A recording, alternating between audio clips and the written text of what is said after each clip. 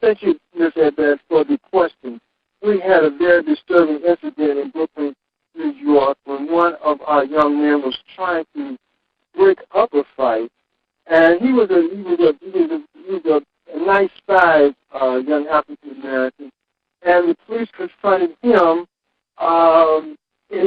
Instead of aiding him, they surrounded him, put him in a chokehold, and killed him. Totally uncalled for, unjustified, another matter of excessive police brutality. We have reports here. We are under siege here in the United States. One black man every 36 hours is killed by the police. We have reports, documented evidence of that by some of our sisters, human rights organizations, and we are very geared up to deal with the situation. And the situation is much like it is in Israel. As you know, many of our police tactics and our police gear and our police policies are very similar to the same type of oppression that's happening on the Palestinian people in Palestine. It's the same people in our Congress, the same people who are in Knesset, and they take notes. So what you're seeing in the streets of Brooklyn is the same thing, just to a more egregious thing, extent that happens in the streets in Israel at the present time.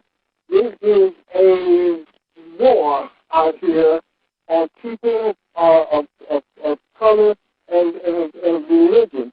This is a vast movement of apartheid oppression that you see acted out in the streets of Tel Aviv, Brooklyn, Chicago, New York, and all across the country.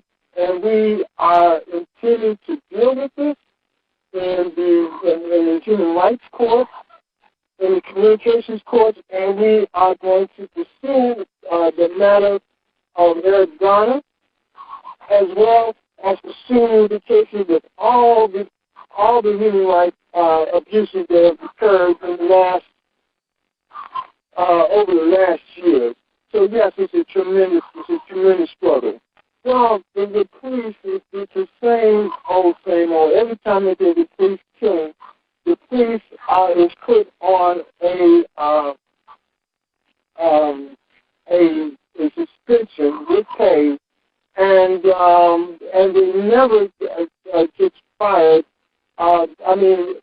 Hardly ever, one in maybe 1,000 cases that there is some type of consequence.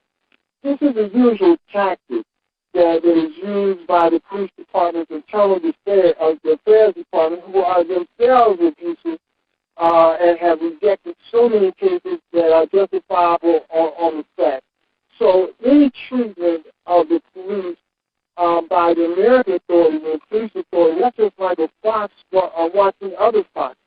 There is no justice in that situation. So what we intend to do is to instead of allowing that kind of systematic suppression to rearise, we intend to take the police to the Human Rights Court, take the United States to the Human Rights Court, and look at a macro situation, because the police needs to be trained in human rights conduct and tactics, which is a minimum force, not excessive force.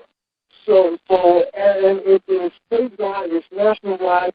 The problem lies on the death of Mr. Obama and Eric Holder, not the individual police departments and the individual police internal affairs departments.